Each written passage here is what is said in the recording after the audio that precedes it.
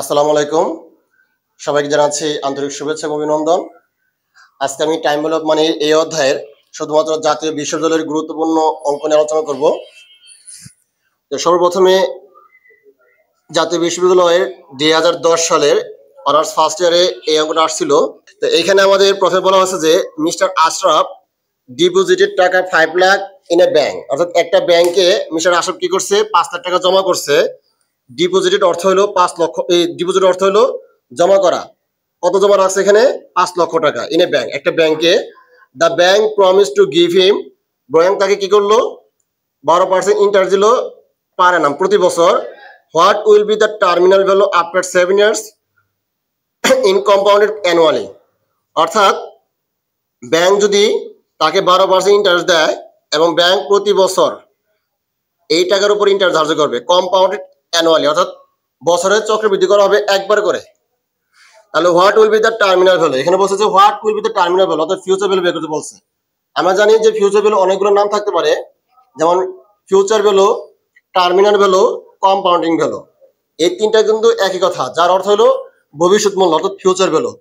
আবার present value তিনটা নাম আছে, সেটা হলো প্রেজেন্ট ভ্যালু, ডিসকাউন্টিং ভ্যালু এবং ইনিশিয়াল ভ্যালু। এই তিনটা কিন্তু একই কথা, অর্থাৎ যার অর্থ হলো প্রেজেন্ট ভ্যালু, অর্থাৎ বর্তমান মূল্য। যেহেতু এখানে মিস্টার আশরাফ ডিপোজিটেড 5 লাখ টাকা ইন ব্যাংক, মানে ডিপোজিট মানে জমা করা, এখন ব্যাংকে 5 লাখ টাকা জমা করছে, তার মানে আমরা বলতে পারি যে এটা কিন্তু অবশ্যই প্রেজেন্ট ভ্যালুর মান দেওয়া আছে 5 লক্ষ টাকা, ঠিক আছে?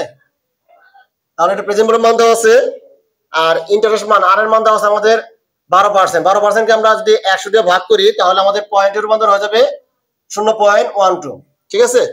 সবসময় অর্থের সময় মূল্য, অর্থাৎ টাইম ভ্যালু মানি অঙ্কের মধ্যে ইন্টারেস্ট রেটকে 100 দিয়ে ভাগ করে আমাদের দশমিকে রূপান্তর করে অঙ্ক করতে হবে, সরাসরি 12% দিয়ে করলে অঙ্ক হবে না।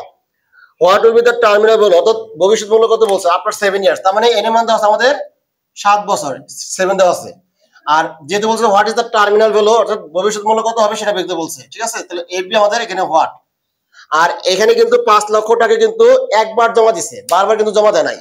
প্রতি মাসে মাসে বা প্রতি বছর বছর, এই ইয়ার পার ইয়ার, ইস ইয়ার, ইপি ইয়ার, অ্যানুয়াল ইনস্টলমেন্ট, এই ধরনের কোনো ভাষা কিন্তু এই অঙ্কের মধ্যে লেখা নাই। তার মানে 5 লক্ষ টাকা একবার জমা দিয়ে 7 বছর পরে টাকাটা উঠিয়ে নিয়ে আসবে। এখন 7 বছর পর টাকাটা কত হবে সেটাই আমাদের বের করতে বলছে।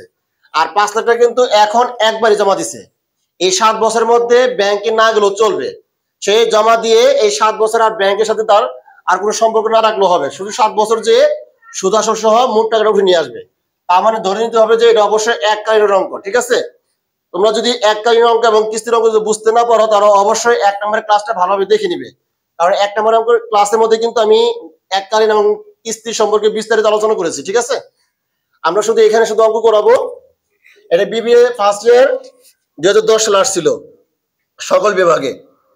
তাহলে আমাদের যেহেতু ইয়ারের মধ্যে আছে আর প্রেজেন্ট ভ্যালু বের করতে, ফিউচার ভ্যালু বের করতে বলছে, ঠিক আছে?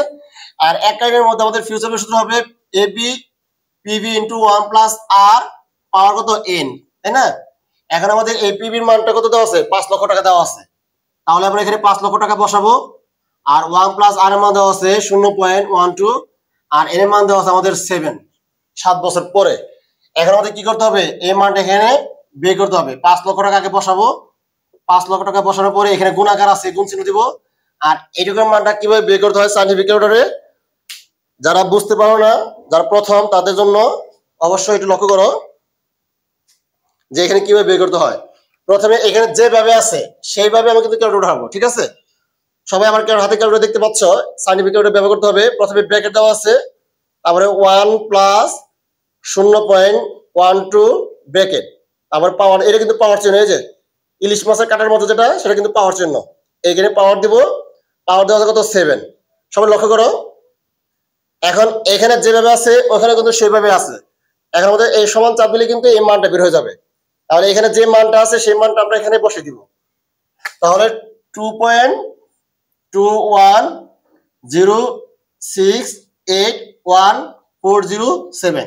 এখন আমি যদি এদের গুণ করে দেই, মানে এই সাথে এই 5 লাখ টাকা গুণ করবো, যদি গুণ করি আমাদের মান বের হবে 11,05,340 টাকা। এটা কিন্তু আমাদের অঙ্কের রেজাল্ট। অর্থাৎ আমি যদি এখন 5 লক্ষ টাকা জমা দেই আর ব্যাংক যদি আমাকে 12% ইন্টারেস্ট দেয়, প্রতি বছর যদি একবার চক্রবৃদ্ধি দেয় মানে ইন্টারেস্ট দেয় 7 বছর পরে, তাহলে আমাদের সুদাসর সহ আমাদের এই 11,05,340 টাকা হবে। আশা করি তুমি এটা বুঝতে পারছো। এই অঙ্কটা কিন্তু বিবিএ অনার্স ফার্স্ট ইয়ার 2010 সালে সকল বিভাগে আসছিল। আশা করি তোমরা সবাই এই অঙ্কটা প্রথম থেকে শেষ পর্যন্ত বুঝতে পারছো। জাতীয় বিষয় 2010 সালে, এটা 2010 সালে আসছিল এবং 2014 সালে ফিনান্স বিভাগে আসছিল, যে আমরা এখন করাবো তোমাদের সাথে। এখানে লেখা আছে ইউ হ্যাভ এ প্ল্যান, তোমার একটা পরিকল্পনা আছে টু বাই এ মোটরসাইকেল, একটা মোটরসাইকেল কেনার জন্য আফটার 6 ইয়ার্স ফ্রম নাও, এখন থেকে 6 বছর পরে। সবাই একটু মনোযোগ সহকারে ব্রেন খাটিয়ে একটু মনোযোগ সহকারে পড়ার চেষ্টা করো এবং বোঝার চেষ্টা করবা। যারা ইংলিশের বাংলা অর্থ মিনিং করতে পারে না তাদের জন্য কিন্তু অঙ্ক বুঝতে অনেক কষ্ট হয়ে যাবে, ঠিক আছে? আপনারা চেষ্টা করবেন যে প্রত্যেকটা অঙ্কের ডাক যদি ইংলিশে দেওয়া থাকবে এবং ইংলিশের অর্থগুলো বোঝার। যদি ইংলিশের অর্থগুলো বুঝতে না পারেন তাহলে কিন্তু অঙ্ক পারবেন না, মানে অঙ্ক বুঝতেই পারবেন না, ঠিক আছে? অঙ্ক করবেন তো দূরের কথা। এখানে বলা হচ্ছে যে ইউ হ্যাভ এ প্ল্যান, আপনার একটি পরিকল্পনা আছে to buy motorcycle after 6 years from now, এখন থেকে 6 বছর পর তোমার একটি মোটরসাইকেল কেনার পরিকল্পনা আছে। এটা কিন্তু আমাদের প্রশ্ন প্রথম লাইনের। The motorcycle will be cost, will be future tense, will be cost টাকা 6 লাখ অ্যাট দ্যাট টাইম, সেই সময়, অর্থাৎ 6 বছর পরে আমি একটা মোটরসাইকেল কিনবো, সেই 6 বছর পরে আমার মোটরসাইকেলের দাম হবে, অর্থাৎ সেই সময় আমার দাম হবে 6 লক্ষ টাকা। তার মানে আমি মোটরসাইকেল কিন্তু এখন কিনবো না, মোটরসাইকেল কিনবো কবে? 6 বছর পরে। 6 বছর পরে 6 লক্ষ টাকা দাম হবে মোটরসাইকেলের। তাহলে এই 6 লক্ষ টাকা নির্দ্বিধায় আমাদের ফিউচার ভ্যালু মান দেওয়া আছে, কারণ আমি 6 বছর পরে মোটরসাইকেল কিনবো, সেই সময় মোটরসাইকেলের দাম হবে 6 লক্ষ টাকা। তাহলে এই 6 লক্ষ টাকা কিন্তু আজকের দাম না, এই 6 লক্ষ টাকা অবশ্যই 6 বছর পরে মোটরসাইকেলের দাম, অর্থাৎ ভবিষ্যৎ মূল্য দাম দেওয়া আছে। তাহলে আমাদের অঙ্কের মধ্যে কিন্তু ফিউচার ভ্যালু মান দেওয়া আছে 6 লক্ষ টাকা। আমরা এখানে লিখতে পারি এফবি সমান, এই যে এফবি সমান 6 লক্ষ টাকা, এটা আমাদের অঙ্কে দেওয়া আছে।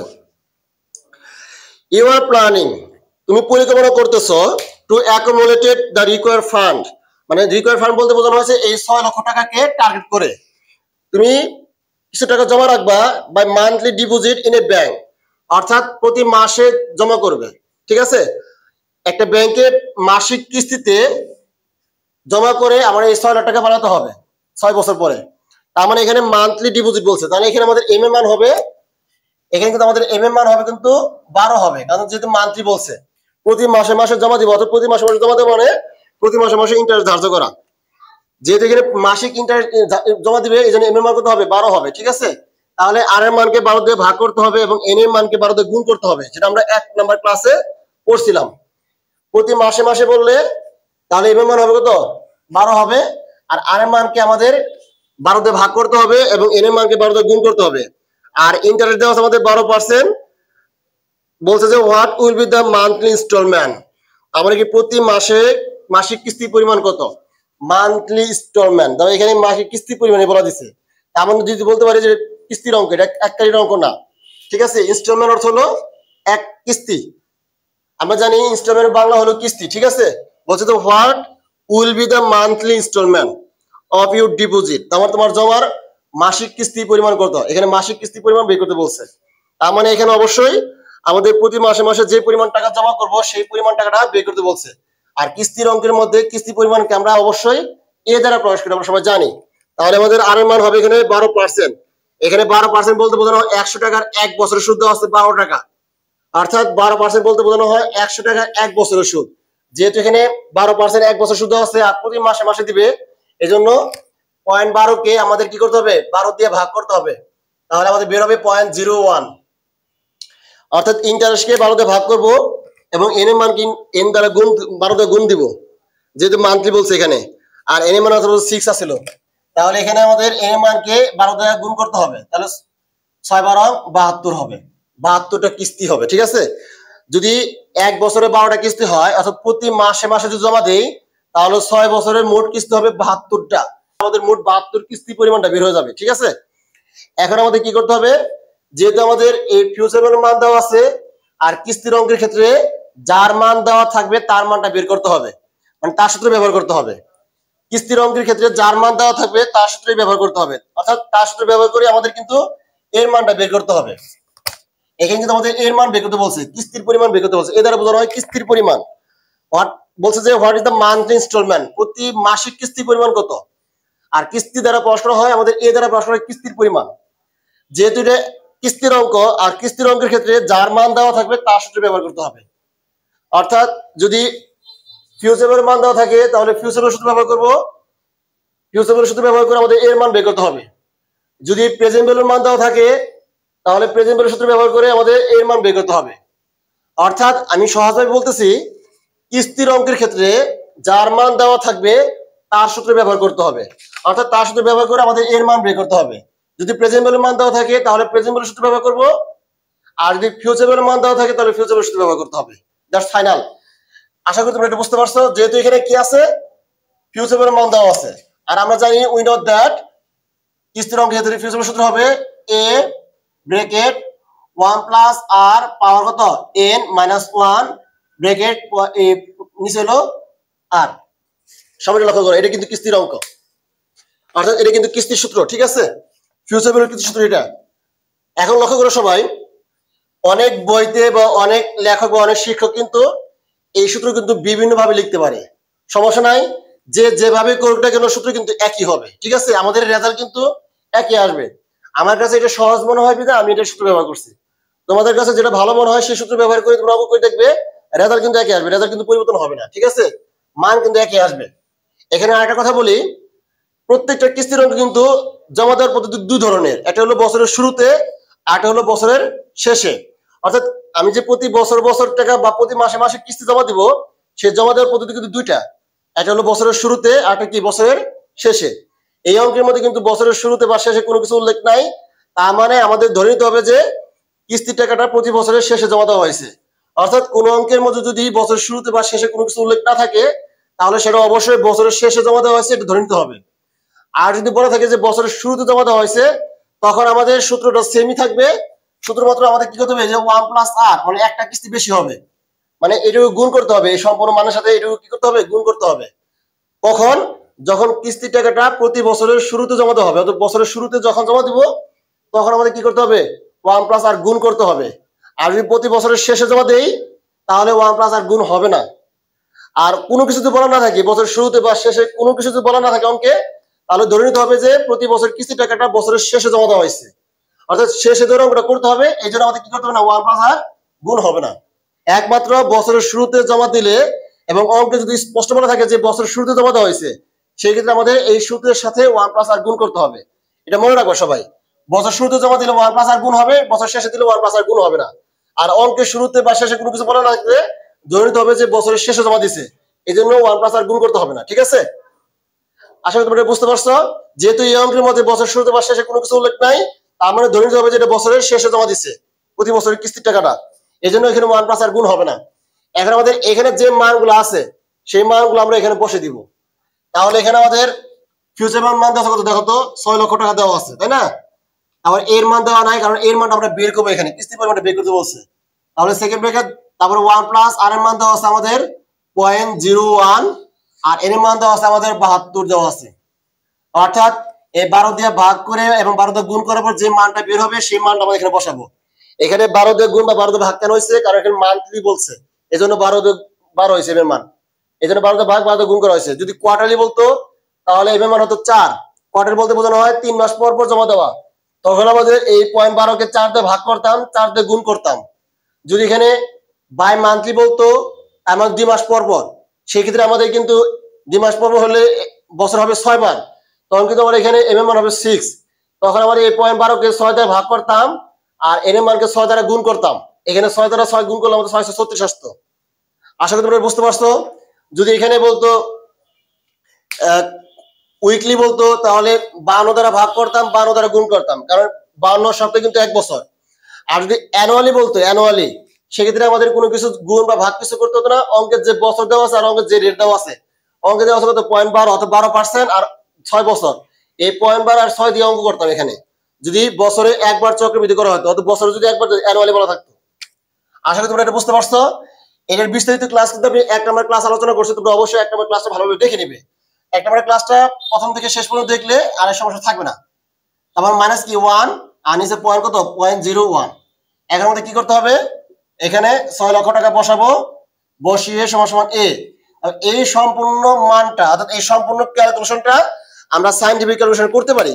দেখো সবাইকে লক্ষ্য করো, এখানে যেভাবে আছে সবাই লক্ষ্য করো, এখানে যেভাবে আছে সেভাবে তোমরা সাইন্টিফিক ক্যালকুলেশন রাখবে। লক্ষ্য করো এখানে আছে প্রথমে ব্র্যাকেট দেওয়া আছে, যে ব্র্যাকেট আমি লক্ষ্য করো ব্র্যাকেট, তারপরে 1 প্লাস কত 0.10 না 0.01, তারপর ব্র্যাকেট, তারপর পাওয়ার দিয়েছে কত দেখো তো 72 দেওয়া আছে এর মান, ঠিক আছে।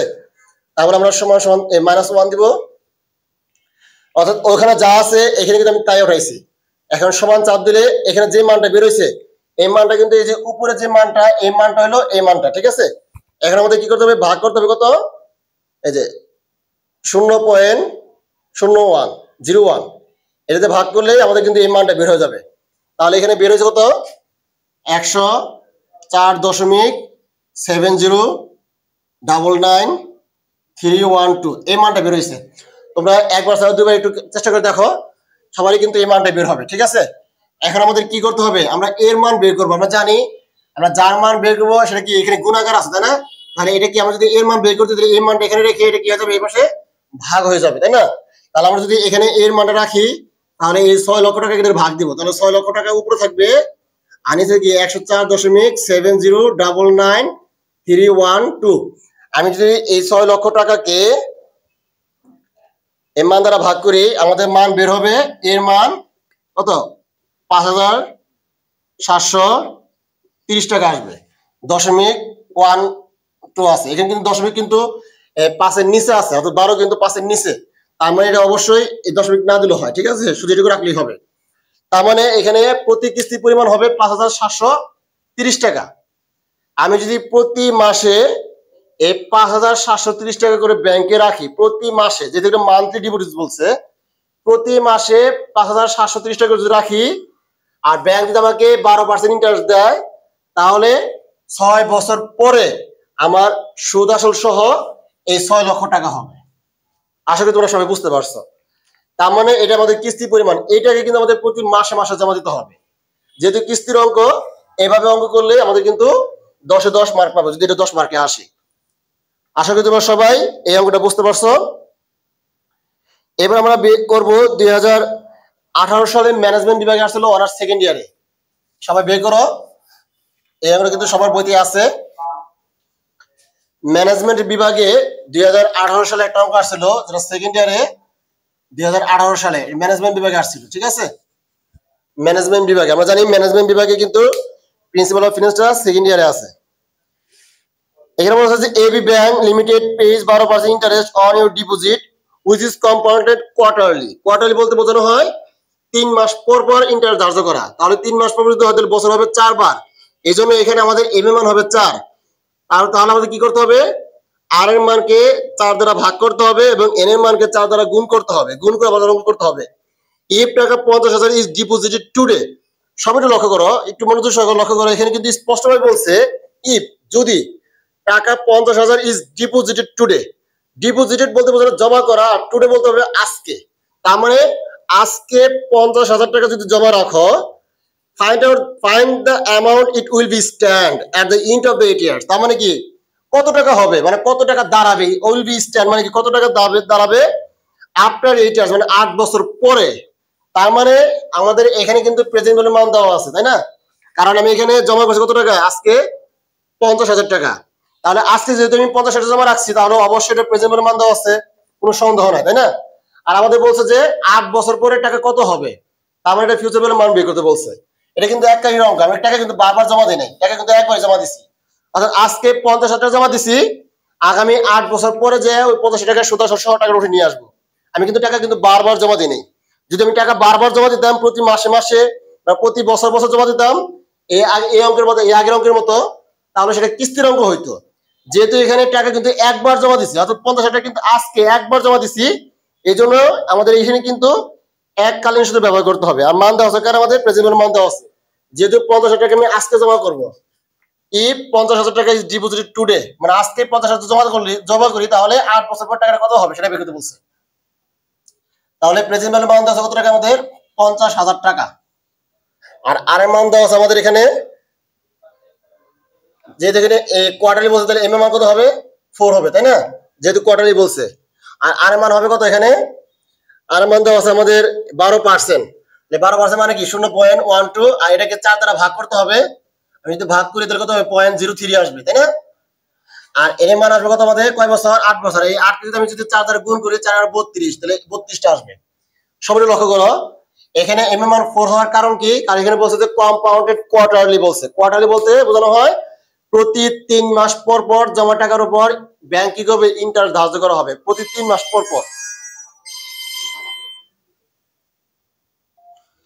প্রতি 3 মাস পর পর কি করবে ব্যাংক, ইন্টারেস্ট ধার্য করতে হবে। এই জন্য এটা কোয়ার্টারলি বলা হয়েছে। কোয়ার্টারলি বলতে বোঝানো হয় প্রতি 3 মাস পর, তাহলে বছর হবে 4 বার। এই জন্য আমাদের এখানে এম এর মান হবে 4। যখন আমাদের এম এর মান 4 হবে তাহলে আর কে এম এর মান অর্থাৎ 4 দ্বারা ভাগ করতে হবে এবং এন কে 4 দ্বারা গুণ করতে হবে, গুণ করে আমাদের অঙ্ক করতে হবে। আর এখানে কিন্তু আমাদের ফিউচার ভ্যালু মান বের করতে বলছে, ঠিক আছে। তাহলে ফিউচার ভ্যালু একটা সূত্র কি হবে আমরা জানি, ফিউচার ভ্যালু সমান সমান প্রেজেন্ট ভ্যালু ইনটু 1 প্লাস আর পাওয়ার কিন্তু এন। এটা কিন্তু ফিউচার ভ্যালুর এককালীনের সূত্র। আসলে তোমরা বুঝতে পারছো। এখন এই মানগুলো এখানে বসিয়ে দিবা শুধু, আর কিছু করতে হবে না। তাহলে আমাদের এখানে প্রেজেন্ট ভ্যালু আছে 50,000 টাকা, আর 1 প্লাস আর এর মান হবে 0.03, আর এন এর মান হবে আমাদের 32, তাই না। এখন আমাদের এই মানটা কিভাবে বের করতে হয় আমি সার্টিফিকেটে দেখালাম। এই মানটা বের করে গুণ করে দিলে অঙ্কটা শেষ হয়ে যাবে। তাহলে সবাই আমরা মানটা বের করে যখন লক্ষ্য করো এই মানটা কিভাবে বের করতে হয়। এখানে ব্রেকেট দিবা প্রথমে ব্রেকেট, তারপরে 1 প্লাস 0.03, তারপরে ব্রেকেট পাওয়ার কত আছে আমাদের 32 দেওয়া আছে, না। এই যে এই মানটা আমরা এখানে বের করবো, অর্থাৎ এই সম্পূর্ণ মানটা আমাদের বের হবে। এখানে 50,000 নামাবো, তারপর যেদের গুণাকার আছে এই সম্পূর্ণ মান হবে 2.575082725756। এখন এগুলো গুণ করে দিলেই আমাদের কিন্তু অঙ্কের রেজাল্টটা বের হয়ে যাবে। আমি যদি এটার সাথে যদি 50,000 গুণ করি তাহলে বের হবে 1,28,754 টাকা। এটি কিন্তু আমাদের অঙ্কের রেজাল্ট। তার মানে কি বোঝাচ্ছে দেখো, সবাই লক্ষ্য করো। আমি যদি এখন 50,000 টাকা ব্যাংকে জমা রাখি, এখন যদি 50,000 টাকা ব্যাংকে জমা রাখি, আর ব্যাংক যদি আমাকে প্রতি 3 মাস পর পর ইন্টারেস্ট দেয় জমা টাকার উপরে, আর আগামী 8 বছর পর আসল সহ সুদ আসল সহ অর্থাৎ মুনাফা সহ আমার 1,28,754 টাকা হবে এই 50,000 জমা দিয়ে, ঠিক আছে। আশা করি তোমরা সবাই বুঝতে পারছো। এবার আমরা করব, এখানে বলা আছে দেখো, মিস্টার আরিফ ডিপোজিটের টাকা 1,000 in Sonali Bank for 5 years, interest কত percent 10%, which is compounded semi annually বলছে। যে how much money will mister Arif get after 5 years, get মানে পাওয়া, আফটার 5 years মানে 5 বছর পর। তার মানে এখানে বলা হয়েছে যে মিস্টার আরিফ যদি বর্তমানে 1,000 টাকা ব্যাংকে জমা রাখে অর্থাৎ সোনালী ব্যাংকে জমা রাখে আগামী 5 বছর জন্য, আর ব্যাংক যদি 10% ইন্টারেস্ট দেয়, আর বছরে যদি 2 বার ইন্টারেস্ট ধার্য করা হয় অর্থাৎ সেমি অ্যানুয়ালি বলা হয়েছে, তাহলে এম এর মান হবে এখানে 2। যদি এম এর মান 2 হয় তাহলে আমাদের কি করতে হবে, আর কে 2 দ্বারা ভাগ এবং এন কে 2 দ্বারা গুণ করে অঙ্ক করতে হবে, তাই না। আর এখানে জমা দিয়েছে কত টাকা, ডিপোজিটেড টাকা 1,000 টাকা, তার মানে প্রেজেন্ট ভ্যালু মান দেওয়া আছে। আর জমা কিন্তু আমাদের একবারই করছে কিন্তু বারবার করা হয় না, ঠিক আছে। এটা এককালীন অঙ্ক।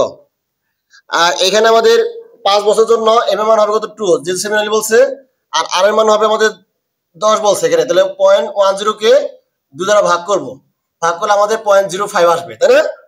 আর এখানে কি বলছে, এখানে বলা আছে দেখো আফটার 5 ইয়ার্স 5 বছর, তাহলে এখানে 5 কে আমরা কি করব 2 দ্বারা গুণ করব, গুণ করলে আমাদের কি আসবে 10 আসবে। আসলে তোমরা সবাই বুঝতে পারছো। এখন আমাদের এককালীন যে সূত্র ছিল যে প্রেজেন্ট ভ্যালু সমান সমান পিভি ইনটু 1 প্লাস আর পাওয়ার কত এন, তাই না। আমাদের প্রেজেন্ট ভ্যালু মান কত 1,000 টাকা দেওয়া ছিল, আর 1 প্লাস আর এর মান কত 0.05, আর এন এর মান বের হবে আমাদের 10। আশা করি তোমরা এরকম মান বের করে তার সাথে কি করবে 1,000 গুণ করে দিলে আমাদের অঙ্কটা শেষ হয়ে যাবে। যেটা কিছুক্ষণ আগে তোমাদের দেখাইলাম সায়েন্টিফিক ক্যালকুলেটর কিভাবে ব্যবহার করতে হয়, সেম ভাবে করলে রেজাল্ট কিন্তু আমাদের একই আসবে। রেজাল্ট কিন্তু আমাদের বের হয়ে যাবে কত টাকা দেখো তো, 1,628 টাকা বের হবে, 1,628 টাকা বের হবে, ঠিক আছে। 8.89 এটা বের হবে। তোমরা গুণ করে দেখো, মানে এই মানটা বের করে তার সাথে 1,000 গুণ করবা, গুণ করে আমাদের এই মানটা বের হবে। অর্থাৎ আমি যদি 1,000 টাকা আজকে জমা দেই তাহলে আগামী 5 বছর পরে আমাদের এই টাকাটা হবে, অর্থাৎ 1628 টাকা হবে সুদ আসল সহ। আশা করি তুমি এটা বুঝতে পারছো। 6 নম্বর অঙ্ক, যেটা জাতীয় বিশ্ববিদ্যালয় সেকেন্ড ইয়ারে 2011 সালে, 2012 সালে সকল বিভাগে এবং 2018 সালে ম্যানেজমেন্ট বিভাগে আসছিল। ঠিক আছে, এখানে বলা আছে যে at the end of 10 years how much is টাকা 100 ইনিশিয়াল ডিপোজিট। অর্থাৎ আমি যদি শুরুতে 100 টাকা জমা করি, তাহলে 10 বছর পরে এই 100 টাকাটা কত দাঁড়াবে? অ্যাজিউমিং দ্য ইন্টারেস্ট ইজ কত percent? 10%, compounded annually, semi annually, quarterly এবং কন্টিনিউয়াসলি, মানে প্রতিদিন যদি সুদ ধার্য করা হয়। আমরা এখানে এই 100 টাকাকে আমরা প্রেজেন্ট ভ্যালু ধরবো, আর আমাদের এখানে ফিউচার ভ্যালু বের করতে বলছে। সেম এইভাবে আমরা করতে হবে। ঠিক আছে, সেম এই সূত্রটা বসিয়ে আমরা করতে হবে। এখানে প্রেজেন্ট ভ্যালু মানটা হবে কত? 100। আর এখানে করতে বলছে 3 ভাবে। অ্যানুয়ালি বললে এখানে এন এর মান এবং আর এর মান যা আছে তাই হবে, অর্থাৎ আর এর মান এখানে 10%, 0.10, আর এখানে আমাদের এন এর মান হবে 10 বছর, অর্থাৎ 10 হবে। ঠিক আছে, এন এর মান, এর গুণ টুন ভাগ কিছুই হবে না যদি অ্যানুয়ালি বলে। তাহলে এখানে আর এর মান 10 এবং এন এর মান 10 ধরে, মানে আর এর মান 0.10 এবং এন এর মান 10 ধরে অঙ্কটা করলে আমাদের অঙ্কটা হয়ে যাবে। এরপর আমাদের বি নাম্বার বলছে সেমি অ্যানুয়ালি। সেমি অ্যানুয়ালি বলতে বলছে যে বছর যদি 2 বার ধার্য করা হয়, আমি যদি বছর 2 বার ধার্য করি তাহলে কি আমার এন এর মান কত হবে? 2 হবে, তাই না? তখন আমাদের এই আর এর মানকে 2 দ্বারা ভাগ করব এবং এন এর মান যদি 10 বছর 10 কে 2 দ্বারা গুণ করে আমাদের 20 আসবে। এখন এই মানগুলো আমরা এখানে বসাবো, এখানে 20 বসাবো আর এখানে 100 বসাবো। ঠিক আছে, এখন আমাদের ক্যালকুলেশন করে যে মানটা হবে সেটা কিন্তু অঙ্কের রেজাল্ট। সেমি অ্যানুয়ালি বলতে বোঝানো হয় বছরে 2 বার। হাফ ইয়ারলি আর সেমি অ্যানুয়ালি কিন্তু একই কথা, পরীক্ষার মধ্যে যে কোনো এক নামে থাকতে পারে। ঠিক আছে, এরপর আমাদের সি নাম্বার বলছে যে কোয়ার্টারলি, বছরে 4 বার, অর্থাৎ 3 মাস পর পর বছর 4 বার ইন্টারেস্ট ধার্য করলে, তাহলে এখানে আমাদের এর মান হবে কত? 4 হবে। তাহলে আর এর মানকে 4 দ্বারা ভাগ করব এবং এর মানকে 4 দ্বারা কি করব? গুণ করব। আমি 0.10 কে যদি 4 দ্বারা ভাগ করি তাহলে আমাদের বের হবে 0.25। সবাই লক্ষ্য করো, এই 0.10 কে 4 দ্বারা ভাগ করে দেখো, তোমাদের সাইন্টিফিক ক্যালকুলেটর দিয়ে এটা ভাগ করবা, ভাগ করলে দেখো এই মানটা বের হইছে এবং 4 10 কত হবে? 40 হবে, তাই না? তারপরে এই মানটা, অর্থাৎ এই যে 0.025 আর 40, তাহলে আর এর মান হবে 0.025 আর এন এর মান হবে 40। এই মানটা এখানে বসিয়ে ক্যালকুলেশন করে দিলে কিন্তু অঙ্কটা শেষ। আশা করি তোমরা বুঝতে পারছো। এবার আমাদের ডি নাম্বার বলছে যে কন্টিনিউয়াসলি, মানে প্রতিদিন। এখানে আমাদের কি করতে হবে? এই আর এর মানকে 360 দিয়ে ভাগ করবা, কারণ তখন এম এর মান হবে 360। তাহলে আমাদের এই আর এর মানকে 360 দিয়ে ভাগ করতে হবে এবং এন এর মানকে 360 দিয়ে কি করতে হবে? গুণ করতে হবে। 360 দিয়ে ভাগ এবং 360 দিয়ে গুণ করলে আমাদের যে মানটা বের হবে সেই মানগুলো এখানে বসিয়ে ক্যালকুলেশন করে দিলেই আমাদের কিন্তু অঙ্কটা হয়ে যাবে। আশা করি তোমরা সবাই এটা বুঝতে পারছো। ঠিক আছে, এইভাবে অঙ্কটা করে দেখবা, অঙ্কটা হয়ে যাবে। চেষ্টা করতে হবে। ঠিক আছে, চেষ্টা না করে কিন্তু কোনো অঙ্কই পারবে না তোমরা। আসলে তোমরা আজকের এই অঙ্কগুলো বুঝতে পেরেছো। আজকে যতগুলো অঙ্ক করলাম এর মধ্যে যদি কারো বুঝতে সমস্যা হয় আমাকে কমেন্টের মাধ্যমে জানাবে, আমি চেষ্টা করব যার যার সমস্যাগুলো সমাধান করে দেওয়ার জন্য। পরবর্তী ক্লাস দেখার আমন্ত্রণ জানিয়ে আজকের মতো এখানে শেষ করছি। সবাই ভালো থাকবেন, সুস্থ থাকবেন। আল্লাহ হাফেজ, আসসালামু আলাইকুম।